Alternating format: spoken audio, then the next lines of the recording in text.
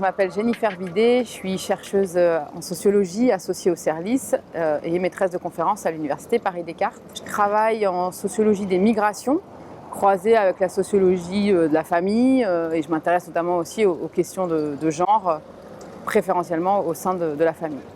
J'ai fait ma thèse de doctorat que j'ai choisi de faire porter en sociologie des migrations sur les vacances au bled.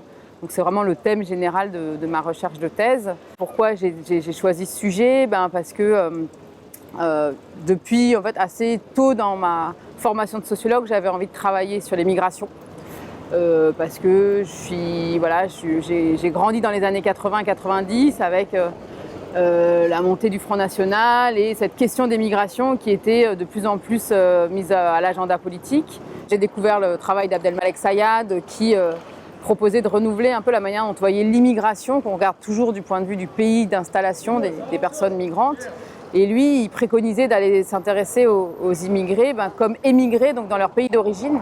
Et donc pour moi, travailler sur les vacances passées en Algérie par des descendants d'immigrés, donc des personnes nées en France, c'était une manière de réinscrire ces personnes et leurs familles aussi dans la société que leurs parents avaient quittée, donc dans la société algérienne.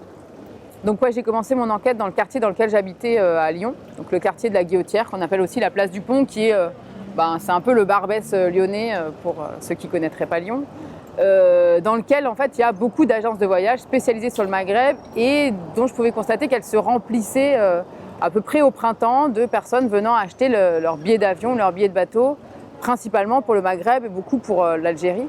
Et donc j'ai commencé mon enquête comme ça, un peu à tâtons, d'abord en allant passer des questionnaires dans les agences de voyage, qui m'a permis à la fois de me familiariser avec tout le marché autour des voyages, mais aussi avec les clients et la diversité des clients, à la fois des jeunes nés en France de parents algériens, mais aussi des vieux immigrés algériens qui avaient toute leur famille, femmes et enfants, encore en Algérie.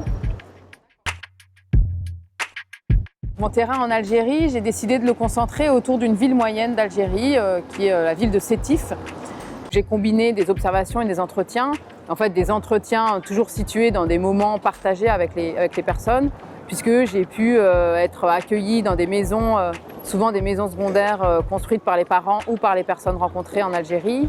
Mais j'ai aussi partagé des moments à la plage avec certaines familles ou avec des groupes de jeunes, ou encore dans des lieux de sociabilité que j'ai découverts, qui étaient des cafés situés dans la ville moyenne dans laquelle j'ai fait mon terrain. J'ai eu l'opportunité de réfléchir à une autre forme de valorisation de mon travail à travers la mise en bande dessinée. Donc c'est la collection Sociorama qui a été montée chez l'éditeur Casterman, qui fait collaborer des sociologues et des auteurs de BD autour de la mise en fiction d'enquêtes sociologiques, souvent des enquêtes ethnographiques. Ce projet, c'est une collaboration avec un auteur de BD qui s'appelle Saint-Jean. Et donc le premier travail, ça a été de lui communiquer aussi un peu ce que je trouvais important dans mon travail de thèse. Donc pour moi, ça a été un nouveau travail de simplification, de résumé, ou en tout cas de mise en valeur de ce que je pensais important à transmettre de mon enquête. Il y a tout le travail de représentation graphique que là, pour le coup, j'ai totalement laissé à Saint-Jean. Et en même temps, qui a posé des questions intéressantes, puisqu'il s'agissait de retransformer un travail d'observation très incarné, qu'on transforme en tant que chercheur en sociologie, qu'on transforme en texte. Donc on décrit, des fois on met des photos illustratives, mais ça reste quelque chose de très désincarné. Et là, d'un coup, il fallait réincarner ce travail. Et donc, il fallait donner des corps, notamment aux personnages, des corps et des décors aux personnages. Et donc, il y a eu tout un travail sur les décors où Saint-Jean a beaucoup travaillé à partir des photos que j'avais pu prendre sur mon terrain. Donc, la bande dessinée est vraiment très informée et parfois très précise sur les décors grâce à la minutie de Saint-Jean.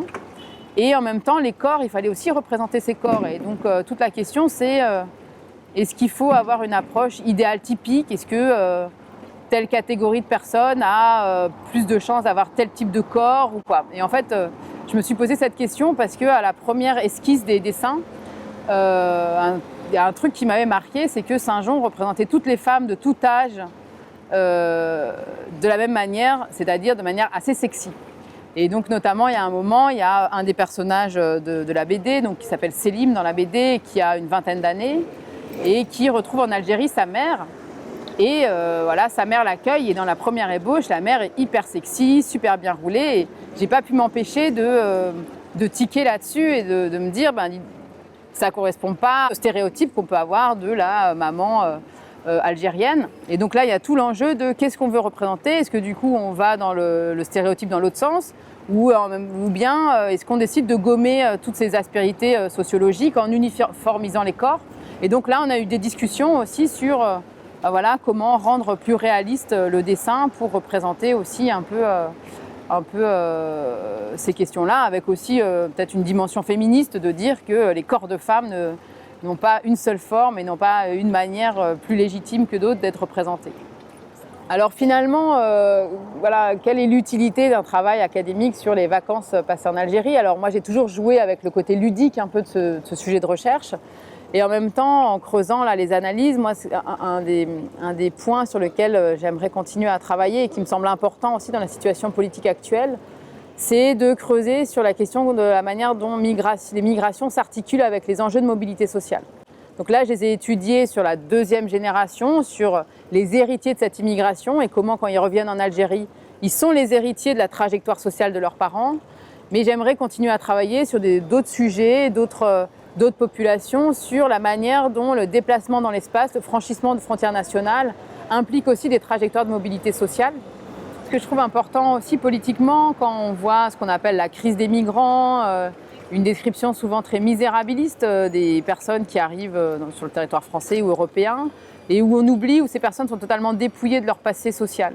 Et notamment, alors de temps en temps, on montre que les Syriens qui arrivent en France sont des gens généralement qui ont fait des études supérieures, etc. Mais souvent, c'est quelque chose qui est oublié. Et donc, d'étudier les migrations comme un processus de mobilité sociale, qu'elle soit ascendante ou descendante, c'est aussi redonner de la profondeur à ces existences individuelles et les restituer dans des enjeux sociaux et de rapports sociaux, notamment de classe, et pas que dans des questions de différences culturelles. Et donc voilà, c'est vraiment sur ces pistes-là que j'ai envie de continuer aujourd'hui.